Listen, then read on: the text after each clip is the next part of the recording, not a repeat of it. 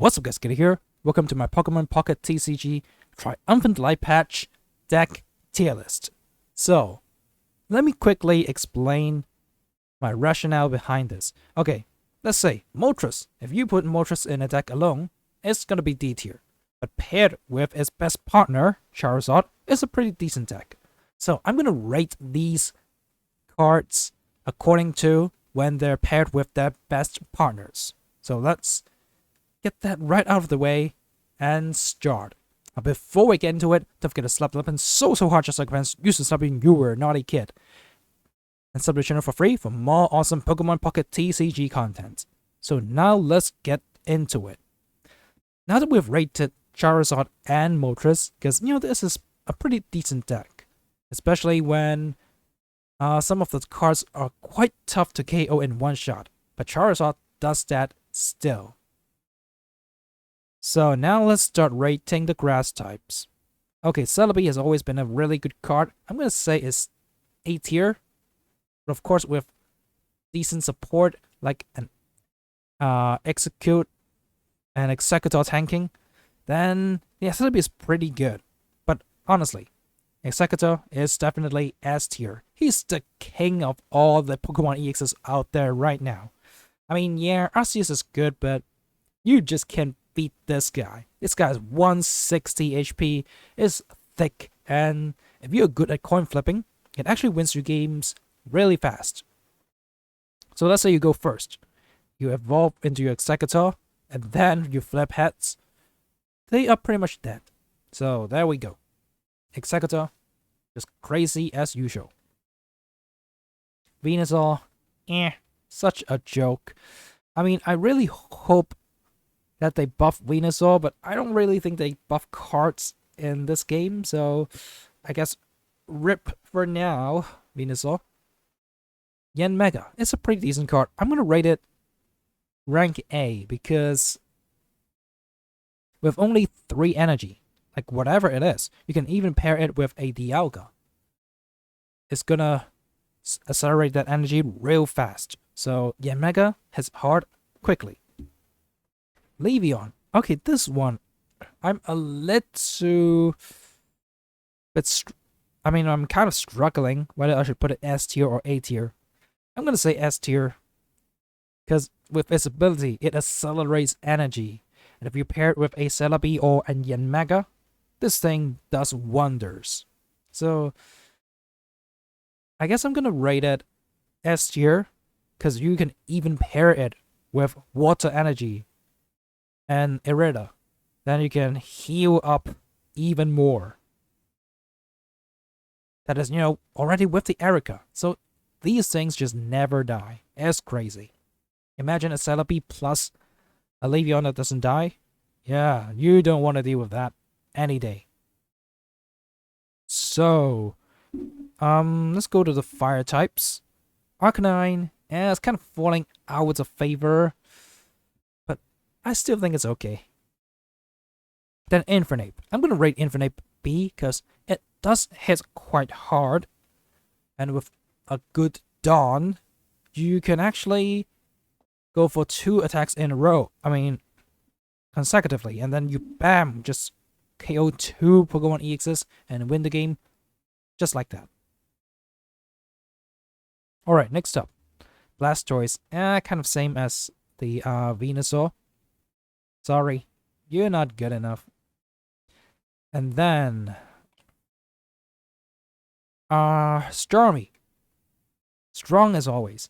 Now people just pair it with the Palkia. You use your Staryu and Starmie early on to get some KOs. Then you just keep feeding the Palkia and kill off stuff late game. So Palkia, I'm actually struggling here or here, but I'd say it's A. It's an A tier only because its ability just discards way too much energy. It's just insane. It's really easily punished. So that is why it's A tier. If you don't get a very good Misty or a very good start with the Manaphy, then you're pretty much doomed. Articuno. I mean, I've got to rate Articuno S tier. Because lately, I've been trying out the Articuno only deck. It's just, in my opinion, better than the Palkia only deck. Yeah, this thing cleans house. With that 3 energy Blizzard is much easier to use as than the Palkia. And then you don't have to discard 3 energies, so you can keep using it every single turn. And then you mark your opponents with damage, then you can pull them out with Cyrus to take out their basic Pokemon late game, just so you can get those KOs so easily. And 80 damage actually 2-shots most of the Pokemon in the meta. That is if they don't have a cape or any regeneration. Speaking of regeneration, Lapras, ew, not good enough. Oh, it's a little hard to place it in D tier. There we go. Gyarados. I wouldn't say it's S tier. I think it's still really good. So I'm gonna rank it A tier. If you're able to put it behind a Drotagon, then you can feed it a lot of water energy. It's just awesome. And now that there are a little less Hitmonlees, some of the Fighting Toolbox decks have replaced Hitmonlee with the Sudowoodo. Now, Magikarp does have a little more room to survive. Oh, this thing though, Glaceon. I mean, I've tried a Glaceon Greninja deck, and it's actually working really well for me. I mean, a lot of people would rate Glaceon really low, but I think it does deserve the B tier. Its ability is actually amazing. You get it online early, then you can start shipping people. It's great, especially if you can just hit people and then clean them up, right? That's not the best part. The best part is you hit them, they are left with 10. Okay, wait a minute. The best thing is if they attacked and then they leave themselves with 10 HP, then your ability is going to take them out. Then you can start attacking a brand new Pokemon with your attack that deals 90 damage, which isn't bad. So there we go. Glaceon. I think it is kind of promising. Pikachu.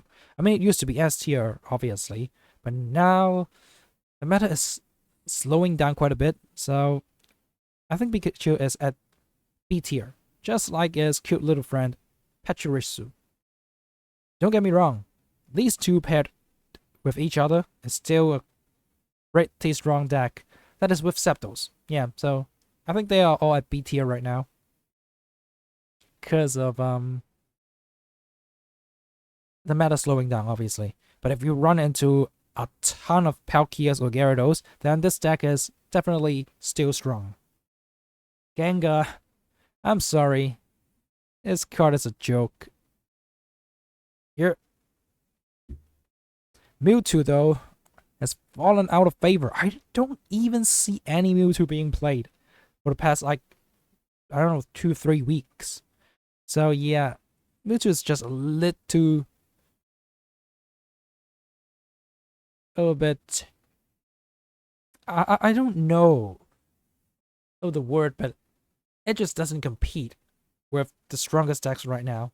It's sad, but I really think Mewtwo deserves better.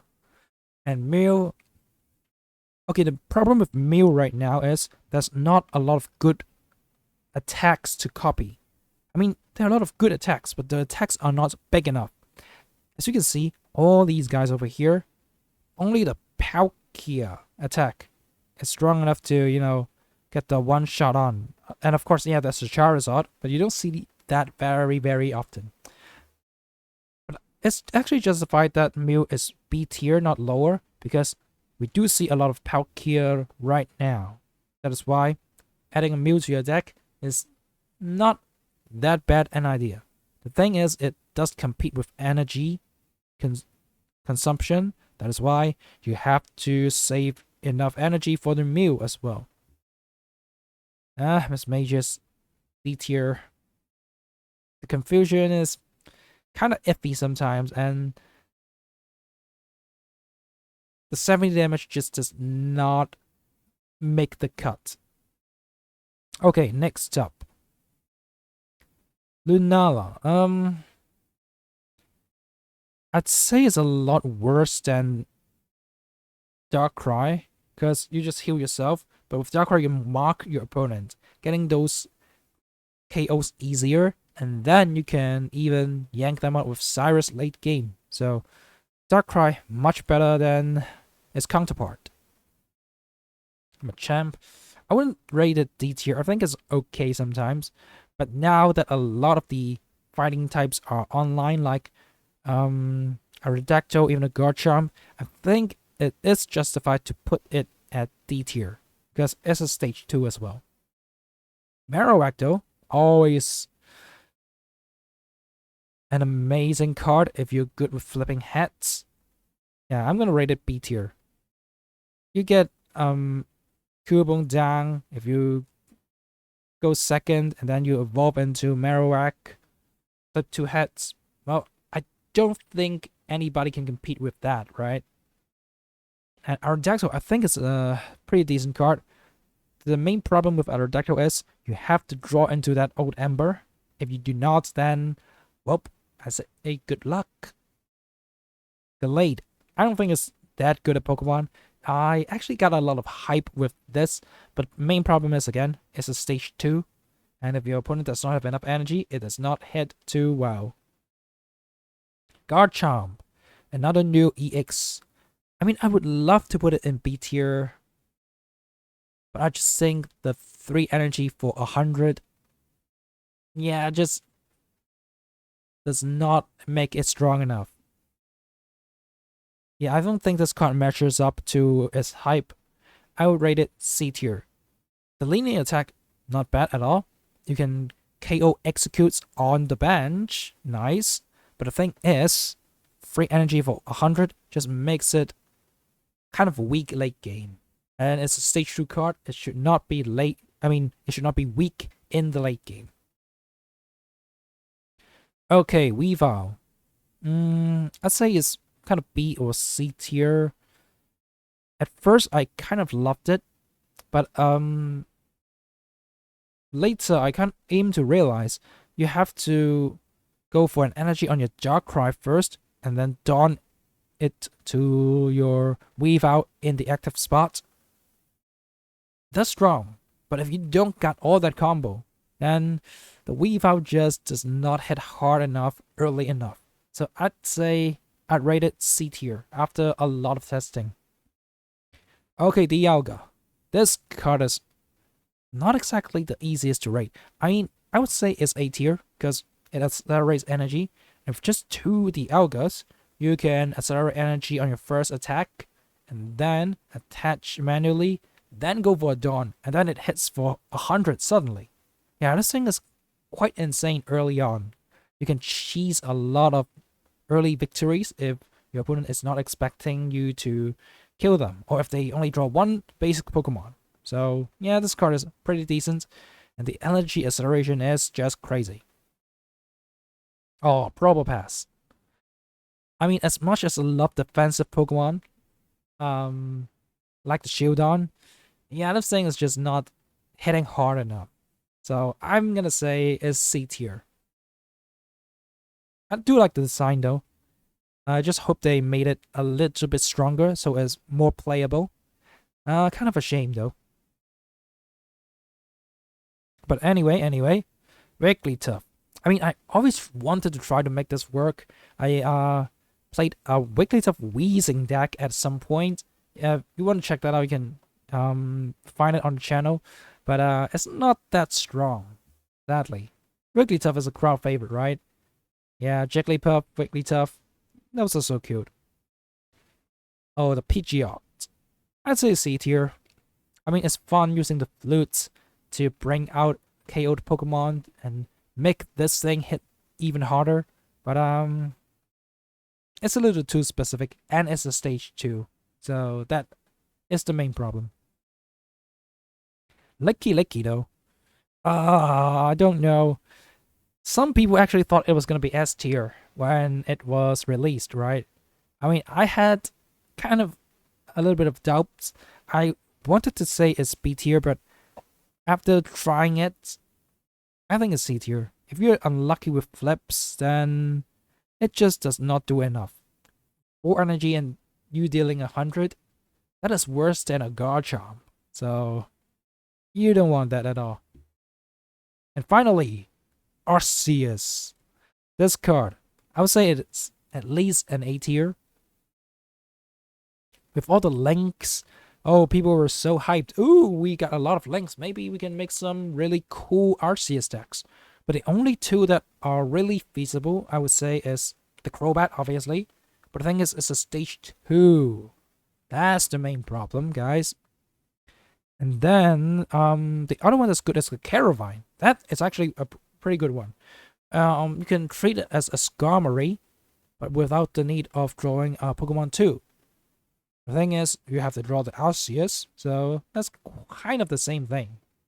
But if you spread your bench enough, your Arceus can indeed hit really hard late game. So I would say Arceus as a whole does deserve the A tier. It pairs really well with the Dialga as well. Because you know what? One of the most popular decks right now is Dialga plus Arceus. So here we go, guys. This is the tier list of Triumphant Light right now. So if you guys have enjoyed this, don't forget to check out some of my other video guides on the channel. A lot of these decks are already up there, so if you're interested, don't forget to watch those. And sub to the channel for free for more awesome Pokemon TCG content just like this. And if you love this video, don't forget to slap the like button so hard, just like your parents used to slap you when you were a naughty kid. Now have a great day, everybody, and enjoy the patch. Peace out.